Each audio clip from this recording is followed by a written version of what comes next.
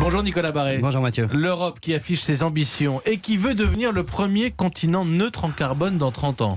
Oui, alors que vient de s'ouvrir cette COP25 à Madrid, la nouvelle Commission européenne, présidée par Ursula von der Leyen, se veut très ambitieuse. Elle annoncera dans quelques jours son Green Deal pour atteindre cette fameuse neutralité carbone en 2050. L'un des leviers efficaces, ça consiste à soumettre les industriels les plus polluants à des quotas d'émissions de CO2. À l'heure où je vous parle, 12 000 sites industriels sur le sol européen sont déjà soumis à des quotas. Concrètement, ça veut dire que pour produire, par exemple, du ciment, du verre, de l'électricité, ils doivent acheter des quotas d'émissions qui coûtent actuellement autour de 25 € la tonne de CO2.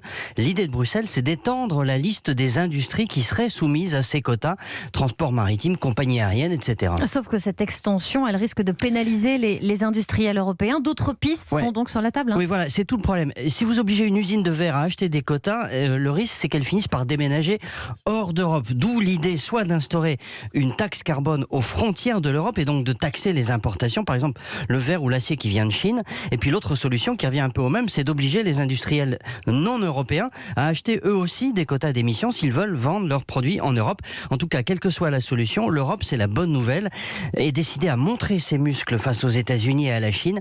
En gros, d'accord pour réduire notre empreinte carbone, mais pas si ça doit se faire en pénalisant notre propre industrie.